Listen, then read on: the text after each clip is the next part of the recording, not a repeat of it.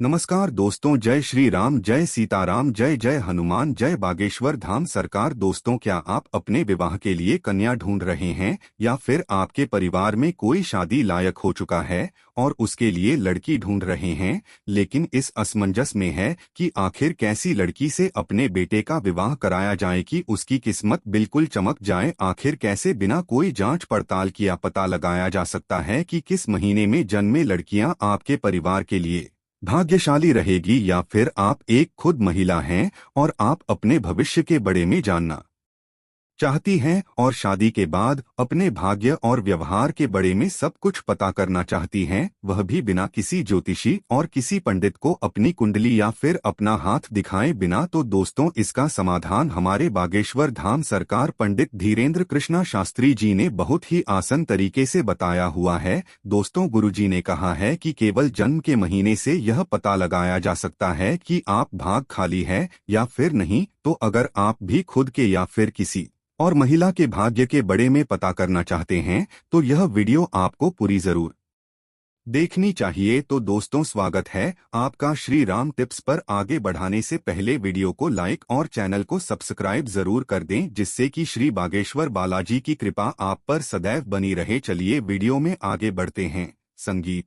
दोस्तों, ऐसे तो महिलाओं को समझना स्वयं ब्रह्मा देव के वाश में भी नहीं है, लेकिन हमारे गुरुजी का कहना है कि कुछ खास महीने में जन्मी हुई महिलाएं जन्म से ही भाग्यशाली होती हैं। तो केवल महिलाओं के जन्म के महीने से यह पता लगाया जा सकता है कि वह आगे चलकर अपने जीवन में तरक्की कर पाएंगे या फिर नहीं, और उनका वैवाहिक जीवन कैसा रहने वाला है। तो चलिए आपको भी बताते हैं कि गुरुजी ने किस महीने में जन्मी हुई महिलाओं को सबसे ज्यादा भाग्यशाली बताया है। तो दोस्तों, अगर शास्त्रों के हिसाब से बात की जाए तो हिंदू पंचांग का सबसे पहले महीना चैत्र का महीना होता है। चैत्र महीने की शुक्ला प्रतिपदा से ही ब्रह्मा जी ने सृष्टि के निर्माण की भीम को शुरू किया था, और वहीं सतयुग का आरंभ हुई चैत्र के महीने से ही माना जाता है। देवी दुर्गा का प्रादुर्भाव भी चैत्र के महीने में ही माना गया है, और इसी के साथ कई और विशेष त्योहार वाला यह महीना हिंदू पंचांग का सबसे पवित्र महीना भी कहा जाता है। दोस्तों, कहा जाता है कि इस महीने में जो भी महिलाएं जन्म लेती हैं, रूप और गुना की भंडार होती हैं।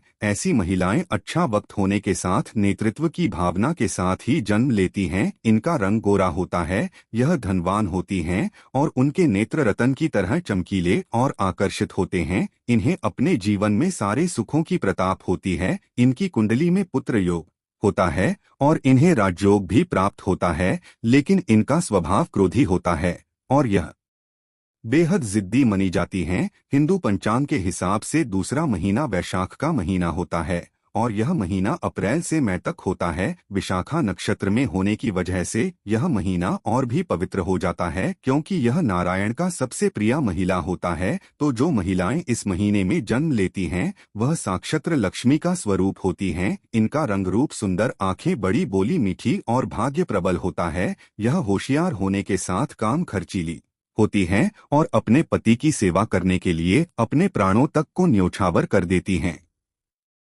लेकिन इन महिलाओं में क्रोध और अपनी साथ मानवाने की कल कुकू कर भारी होती है। हिंदू पंचांग का तीसरा महीना ज्येष्ठ मास है। इस महीने में सूर्य के तेज की प्रबलता होती है, इसीलिए कहा जाता है कि जो महिलाएं इस महीने में जन्म लेती हैं वह दिमाग की तेज होती हैं और अपनी इसी कल के दम पर यह पैसा कंकर धनवान बन जाती हैं। इसी के साथ यह महिलाएं आध्यात्मिक होती है, पूजा पाठ में, तीर्थ स्थान में समय व्यतीत करती हैं और जी काम को करने की ठान लेती हैं, उसे पूरी कुशलता के साथ पूरा करती हैं। साथ ही यह हमेशा अपने पति की चाहती बनकर रहना चाहती हैं। दोस्तों, हिंदू पंचांग के अनुसार असर महसूस साल का चौथा महीना है और इसी महीने से गर्मी खत्म होने के साथ वर्षा ऋतु का प्रारंभ होता है। कहा जाता है कि जो महिलाएं असद के महीने में जन्म लेती हैं, इन महिलाओं को संतान प्रताप योग होते हैं और इनके पास तो पैसे की भले ही कमी रहती हो, लेकिन इन्हें संसार के सभी सुखों की प्रताप होती है। साथ ही इनके पति भी इन्हें बेहद प्रेम करने वाले होते हैं।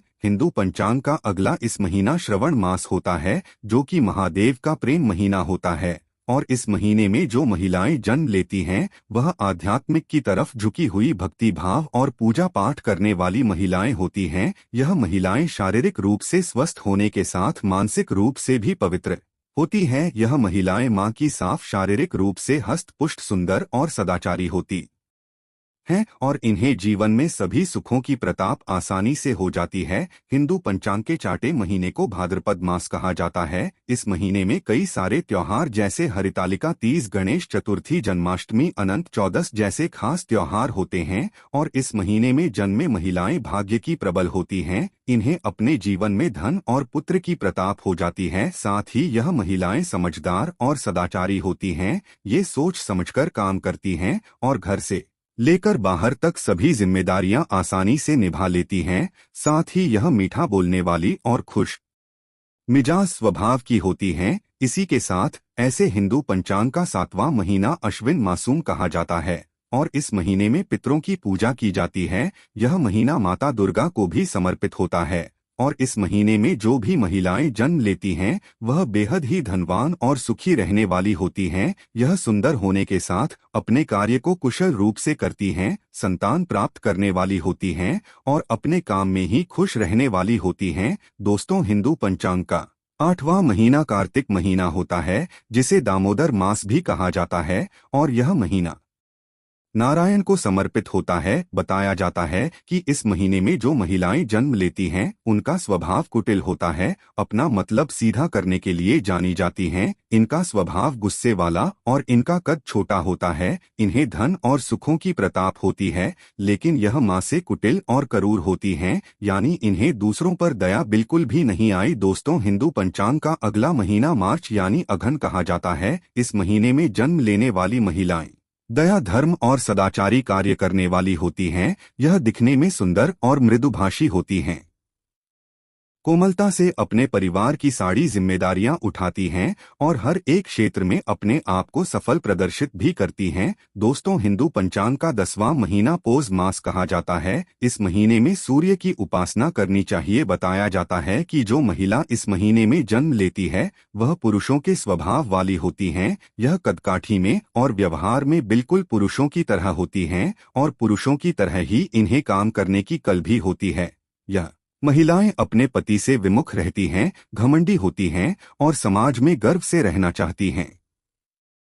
यह बात बात पर गुस्सा करने वाली होती हैं और लोगों के बीच में अपना उल्लू सीधा करना यह महिलाएं अच्छे से जानती हैं। साल का 11वां महीना मघ मास कहा जाता है। इस महीने में जो महिलाएं जन्म लेती हैं वह न केवल सौभाग्यशाली होती हैं बल्कि उन्हें धन की भी प्रताप भरपूर रूप से होती है। इन्हें संतान सुख मिलता है और साथ ही यह बुद्धिमानी की खान होती हैं। यह सत्य बोलने वाली होती हैं और अपनी भोली से कभी कभी यह दूसरों का दिल भी दुख देती हैं।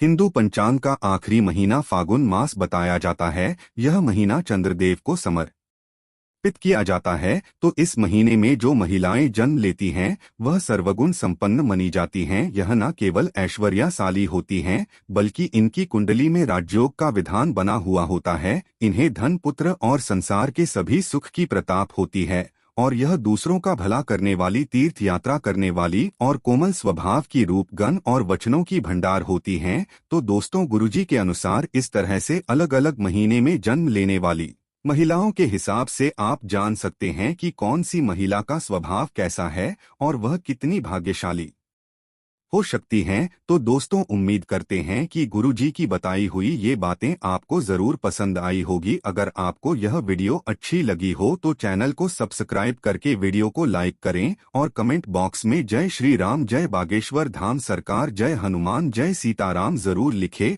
और इसे ज्यादा से ज्यादा शेयर करके बाकी लोगों तक भी पहुंचाएं। तो मिलते हैं अगली वीडियो में। धन्यवाद।